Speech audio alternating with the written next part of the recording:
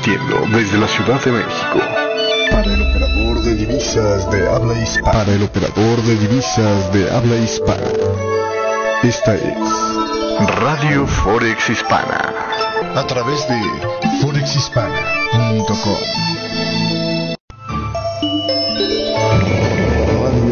Radio Forex Hispana presenta en vivo y en directo el punto de encuentro, el punto donde tú te sumas.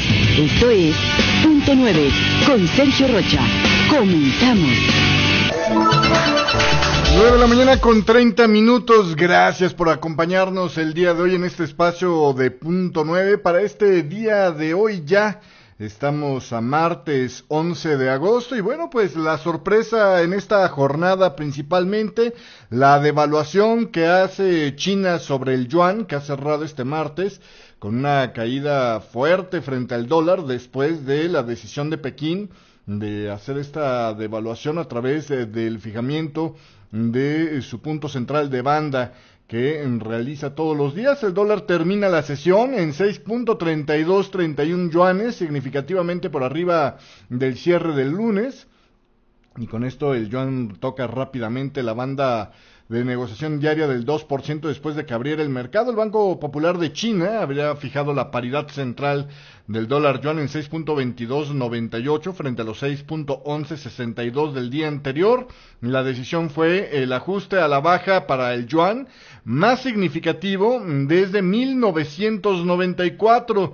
China, como usted sabe, establece un punto medio para el valor de oscilación del yuan respecto al dólar y en su negociación diaria al yuan se le permite moverse un 2% arriba o abajo de esta referencia que se denomina fijación diaria. Sin embargo, a veces el Banco Central ignora los movimientos diarios porque pues los considera insuficientes para hacer un ajuste de su banda y bueno, pues con la decisión de este martes la fijación ahora se basará en el cierre del yuan de la sesión anterior, dicen el día de hoy. Bueno, pues algunas reacciones alrededor de este movimiento. La decisión de China de elevar el valor del dólar frente al yuan o de devaluar su moneda podría estar generando preocupación en sus rivales, pero no demasiada en el caso de Japón. El señor Takahashi Ito, estratega de la Nomura Securities, afirma que las empresas japonesas no compiten necesariamente contra las chinas. Las firmas japonesas de electrónica, por ejemplo, venden sus componentes a fabricantes chinos para que estos monten sus productos. Si China puede exportar más, los envíos de los fabricantes de componentes de electrónica japoneses podrían inclusive aumentar. Hay pocos sectores que tengan conflictos graves con China. Las compañías del sector han subido en Japón luego del anuncio de esta noticia. Y bueno, pues al final de esta jornada el Nikkei 225 de Tokio de todos modos termina en territorio negativo, igual que lo han hecho prácticamente todas las bolsas alrededor del mundo. De hecho, en esta mañana del día de hoy tenemos, por ejemplo, para lo que es el tema del Dow Jones, una caída al arranque de la jornada del 0.39%, equivalente a 69.22 unidades, y arrancaba esta mañana en las 17.545 unidades. De hecho, ahorita ya estamos por ahí de las 17.440 unidades. Lo que representa con respecto al cierre del día de ayer una pérdida, tengo yo en pantalla, del 0.99%. En Europa también todos los números negativos y fuertemente para Alemania, que pierde el 2.54% solo en esta jornada, y estamos hablando de 11.308 unidades. La cotización del día de hoy ha perdido 296 puntos. El CAC 40 de Francia pierde el 1.8%, llevando la cotización a las 5.102 unidades, una pérdida, le digo, del 1.78, 1.80% más o menos en esta mañana. Fitch de Inglaterra, que es menos volátil, trae una pérdida del 0.97% en esta mañana y está cotizando en las 6.671 unidades. Para el IBEX 35 allá en España, la pérdida también alcanza casi un punto porcentual. Estamos hablando de 11.194 unidades, la del selectivo español. En el tema de Asia, le decía, el Nikkei 225 de Tokio termina con una caída del 0.42% en las 20.720 unidades, mientras que el Standard & Poor's asiático baja un 0.6% y cotiza en las 5.478 unidades. En los commodities, fuertes caídas para el petróleo, 3.09% en esta mañana, 43.59 la cotización del West Texas Intermediate, es una pérdida de 1.40 dólares por barril, mientras que el Brent del Mar del Norte tiene una pérdida de 1.18 dólares por barril y cotiza en 49.25, una caída del 2.32% para esta mañana del día de hoy. El oro y la plata con movimientos dispares, el oro sube 0.38%, estamos hablando de 1.110 dólares con 41 centavos la onza, mientras que la plata está perdiendo el 0.13%, hablamos de 15.27 la cotización en esta mañana del día de hoy. El dólar index con pocos movimientos, a pesar de que inicialmente hubo un envión alcista para el dólar después de la devaluación del yuan. Ahora ya pierde todo ese recorrido hecho y está haciendo mínimos más bajos para esta jornada. Estamos hablando de una caída del 0.19%, 97.01 la cotización del dólar index para esta mañana. Y en las monedas de América Latina, de todos modos, no se ve un respiro para el peso mexicano, 16.33 la cotización del día de hoy, es una subida del 1.06% con respecto a el día de ayer. En el tema del peso colombiano, también una pérdida del 0.60% con respecto al dólar, el cruce sube a los 2.943.40. Con respecto al cierre del día de ayer, es una depreciación del peso colombiano de 18.40. El peso chileno pierde 7.13 con respecto al dólar, sube 1.06% y el cruce se eleva a los 679.76. Casi sin movimientos, el peso argentino lo reportan en 9.22, el sol peruano con un fortalecimiento ligero del 0.25% en 3.1920, el peso boliviano sin cambios en 6.83 y el dólar yuan, bueno, pues ya le decía yo, con los movimientos que lo llevaron, lo tengo yo en pantalla en este momento en 6.32 el cruce del dólar yuan cerradito en este momento. Vámonos a un corte comercial y regreso con más de lo que sucedió precisamente allá con China, la opinión de la Comisión Europea sobre la devaluación del 1.9% del yuan. Yo regreso enseguida. Punto 9. Lo hacemos juntos.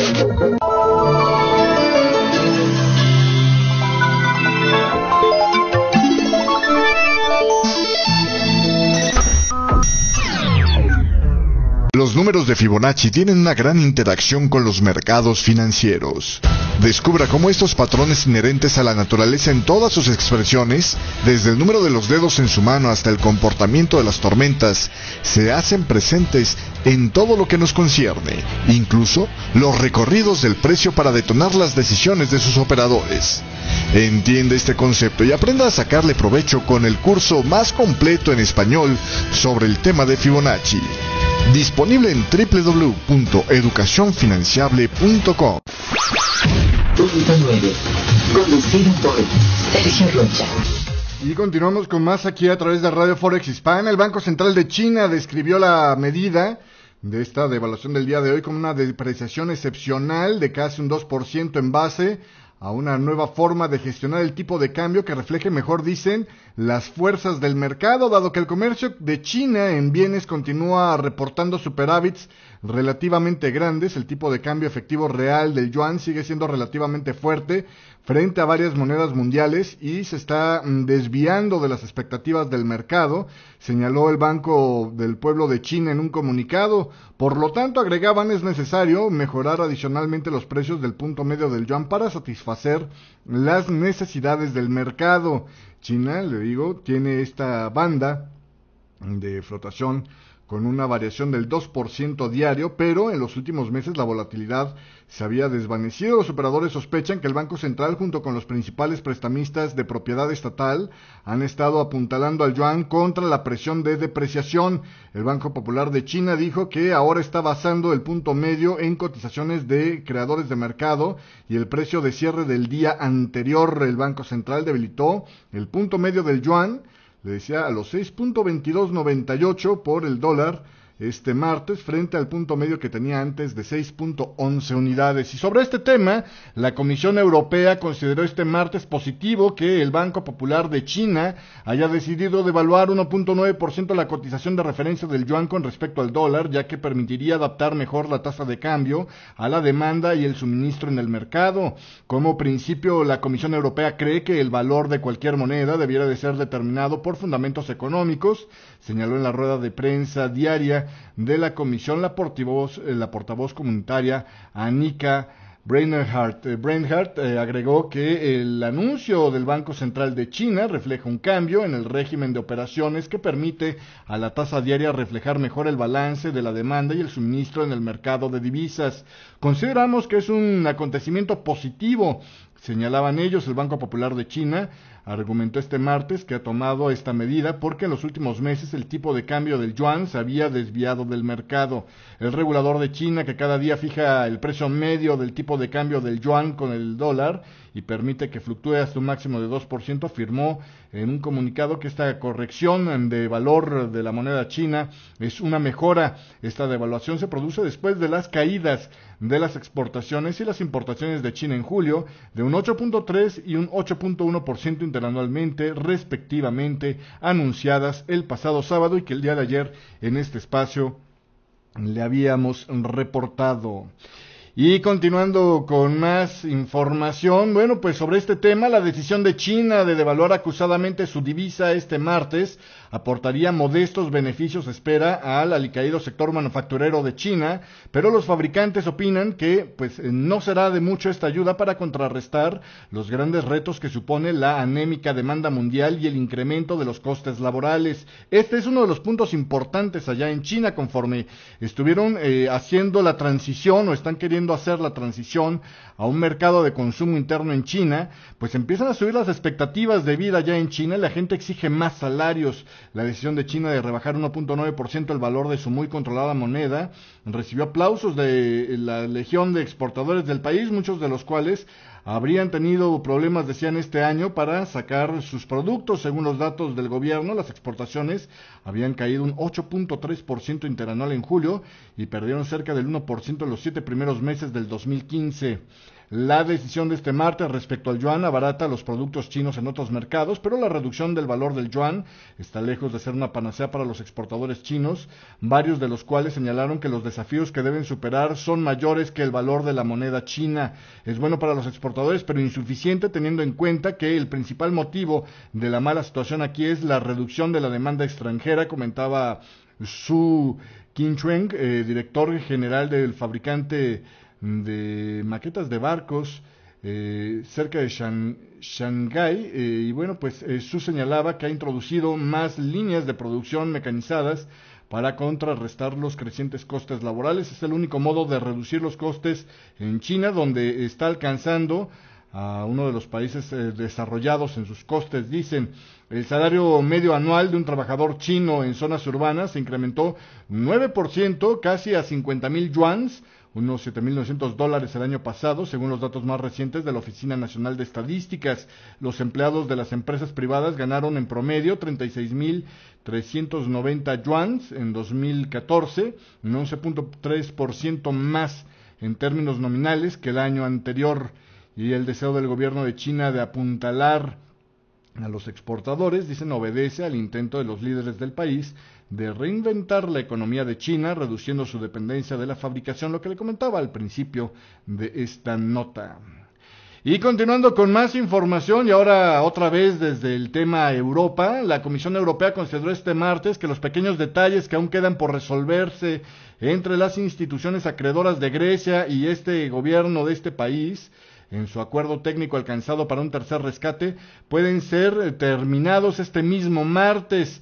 las instituciones, la Comisión Europea, el Banco Central Europeo, el Fondo Monetario Internacional y el Mecanismo Europeo de Estabilidad, y las autoridades griegas dicen haber alcanzado un principio de acuerdo sobre una base técnica y las conversaciones continúan para finalizar algunos detalles, señaló la portavoz comunitaria Annika Breinhardt en la rueda de prensa diaria del Ejecutivo Comunitario. Al ser cuestionada sobre si espera que estos pequeños detalles que restan puedan ser resueltos este martes, la portavoz respondió con un afirmativo sí.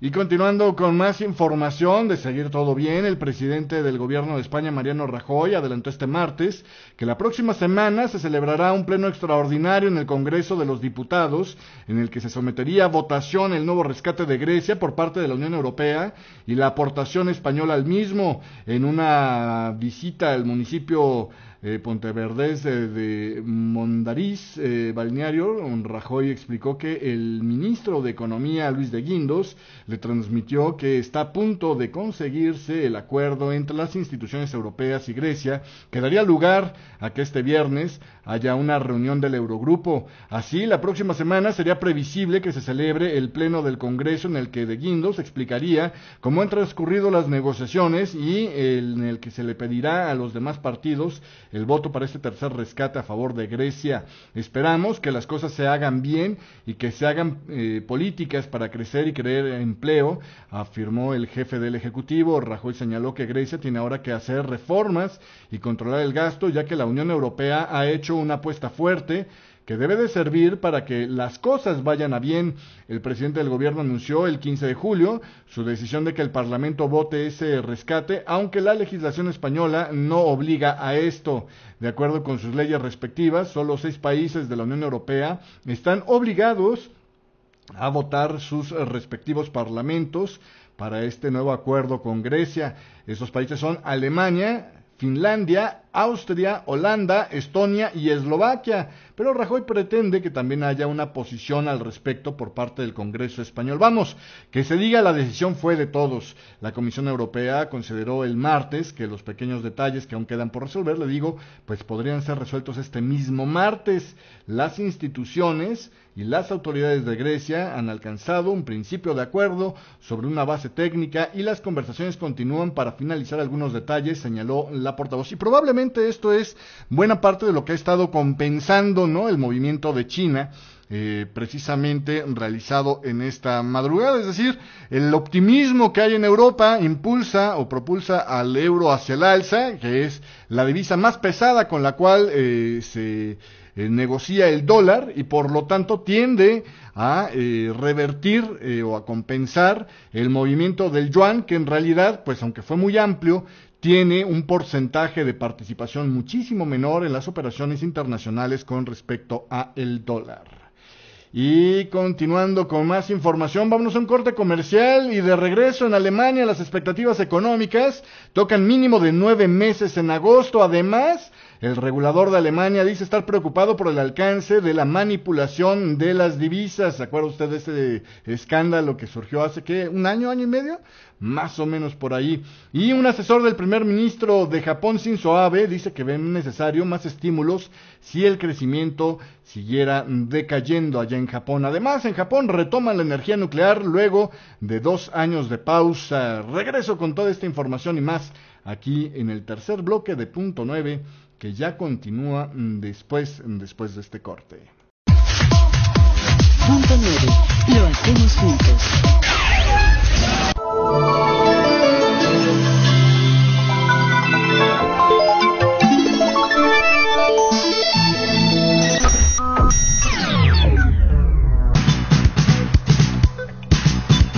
Sigue el pulso de lo que sucede en los mercados. En Punto 9, con noticias y comentarios sobre lo más importante en macroeconomía y divisas, justo cuando abre la bolsa en Nueva York. Soy Sergio Rocha y te espero en Punto 9, de lunes a viernes a las 9:30 de la mañana, hora del este, en vivo, por www.forexhispana.com.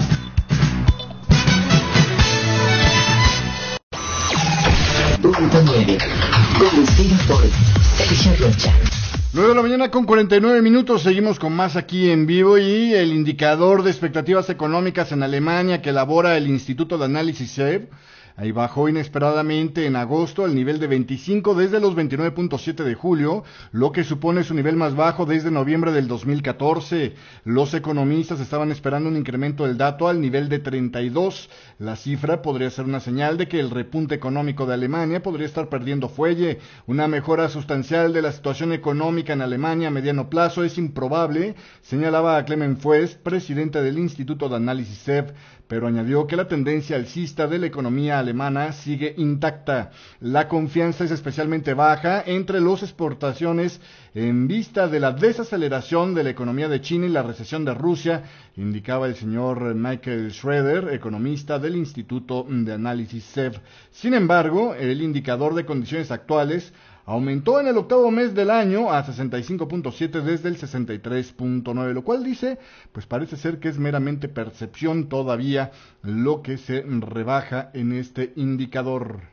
Y continuando con más información, el regulador bancario alemán BaFin está preocupado por la magnitud del intento de manipulación de las divisas de los grandes bancos nacionales como el Deutsche Bank y prevé concluir su investigación sobre la posible mala praxis el año que viene. El responsable de BaFin, el señor Raymond Ressler, dijo a The Wall Street Journal este martes que no descarta que el tamaño de la manipulación de divisas pueda tener dimensiones similares a el escándalo de la Libor.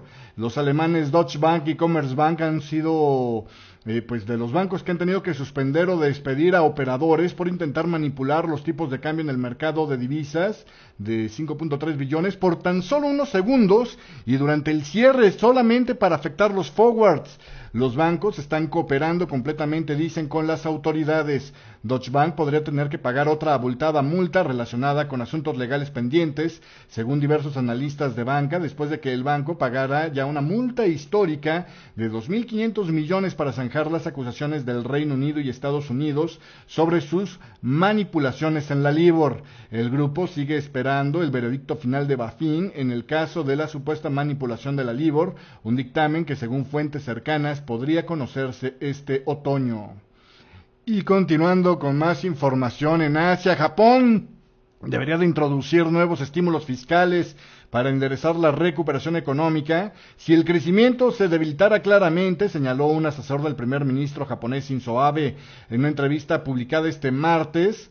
El señor Etsuro Honda dijo que el gobierno debería de preparar un paquete de gasto valorado en más de 3 billones de yenes, algo así como unos 24,000 millones de dólares, si los datos del Producto Interno Bruto previstos para este lunes mostraran una severa contracción en el trimestre entre abril y junio, y esta sería la primera vez que alguien cercano a la administración de Abe abogue públicamente por un aumento del gasto. Todavía en la última reunión de política monetaria, el Banco de Japón señaló la semana pasada que esperaban conseguir su objetivo inflacionario del 2% sin aumentar la expansión cuantitativa o la relajación monetaria.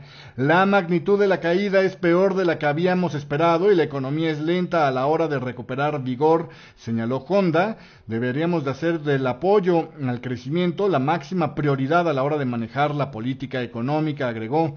La decisión se suma a las señales de que mayores economías asiáticas están teniendo problemas para relanzar el crecimiento, dejando al mundo más dependiente de la economía de los Estados Unidos. El crecimiento de Japón es particularmente débil, incluso después de más de 2 años de medidas agresivas de apoyo, lo que se conoce como los Abenomics, y esto está avivando el debate sobre qué lastra a la economía japonesa. El Producto Interno Bruto de Japón podría haberse contraído, esperan, 1.9% en el segundo trimestre, frente al sólido crecimiento del primer trimestre, según una encuesta realizada por The Wall Street Journal a 20 economistas. Si el resultado fuera tan malo como se espera, el gasto fiscal adicional debería de ser superior a los 3 billones de yenes, señaló el asesor Honda.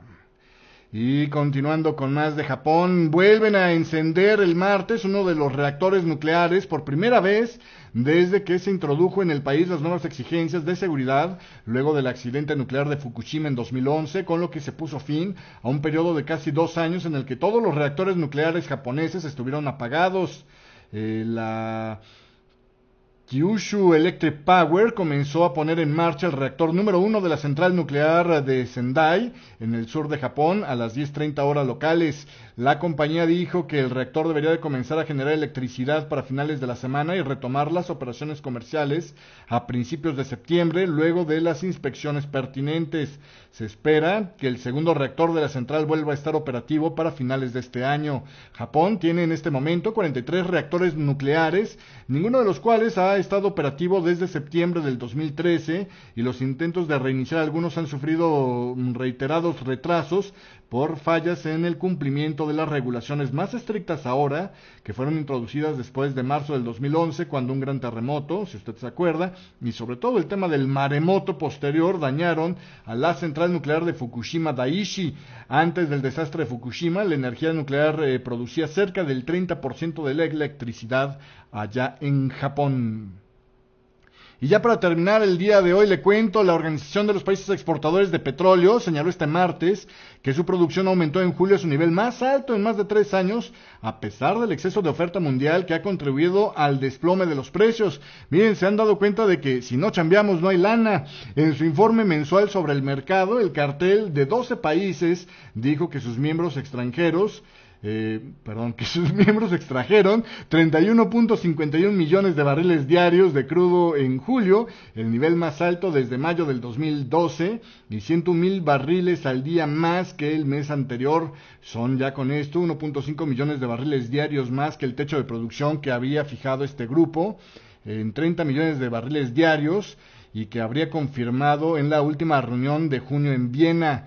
En el pasado, la OPEP ha incrementado los precios reduciendo la producción, pero en la actual espiral de precios bajistas, el cartel ha optado, en lugar de esto, por proteger su cuota de mercado después de que surgiera un gran número de fuentes nuevas de suministro, como la producción no convencional en Estados Unidos y más producción de la OPEP que ha llegado al mercado petrolero en un momento en el que las previsiones de demanda siguen siendo todavía poco claras. Todo esto ha tenido como resultado un exceso de oferta en el mercado y fuertes caídas en los precios.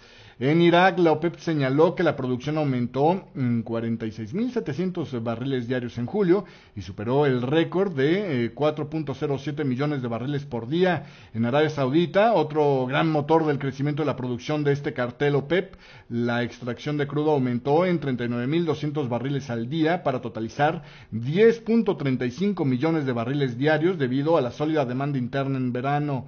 Angola también aumentó su producción en 39.700 barriles por día, a un total de 1.78 millones de barriles diarios. Por su parte, la producción estadounidense ha mostrado una gran fortaleza. La OPEP dijo este martes que este país produjo 260,000 barriles diarios menos en mayo, aunque el cartel aún cree que la producción anual crecerá en casi 1 millón de barriles por día y en otros 320,000 barriles diarios para el 2016. La producción de los Estados Unidos sigue cerca de su nivel máximo en 4 décadas, aunque el precio de la materia prima indica que el sector de esquisto estadounidense pudiera reducirse, señaló el cartel. Indicaciones que la verdad es que yo no estoy viendo que se cumplen y que ya habíamos explicado el por qué, ¿no? La situación es que el cesar en la producción le sale mucho más caro por los costes de financiamiento en los que han tenido que incurrir los productores americanos. En cuanto a la demanda mundial de petróleo, la OPEP espera que aumente 1.38 millones de barriles diarios este año, unos 90,000 barriles por día más de lo esperado previamente. Pese a la mayor demanda, la organización indicó que el exceso de la oferta era de 2.87 millones de barriles diarios en el segundo trimestre. Y continuando con más, fíjese usted que el día de ayer el vicepresidente de la Reserva Federal de Estados Unidos, Stanley Fischer, dijo este lunes que el mercado laboral casi ha recuperado la plena salud, pero que la inflación, su preocupación, sigue siendo muy baja. Nos encontramos en una situación de una inflación muy baja, de empleo casi pleno, pero de inflación muy baja, volvió a repetir Fischer en una entrevista en Bloomberg. La Fed se ha fijado como objetivo lograr una inflación anual del 2%, pero el índice de precios al consumo lleva por debajo de este objetivo desde hace más de 3 años. El mercado laboral, sin embargo, goza ahora de una mayor fortaleza. Las nóminas no agrícolas han registrado constantes aumentos y la tasa de desempleo de julio se mantuvo invariada en el 5.3% por arriba del rango del 5 al 5.2% que la Fed, ¿se acuerda usted?, habría señalado que era la norma de largo plazo en el mes de junio.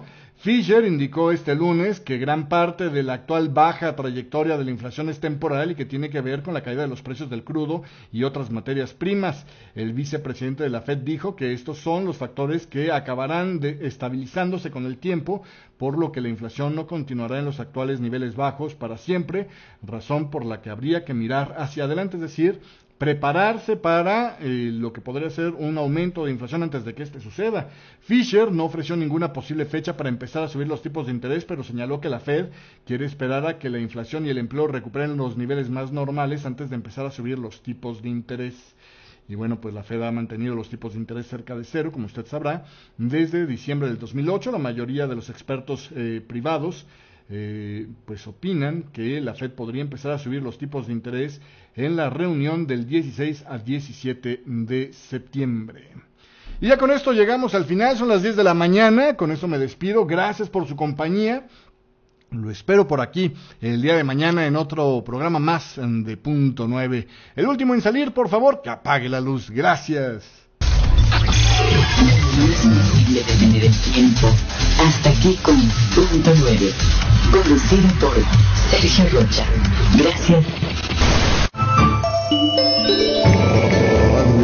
Radio Forex Hispana presentó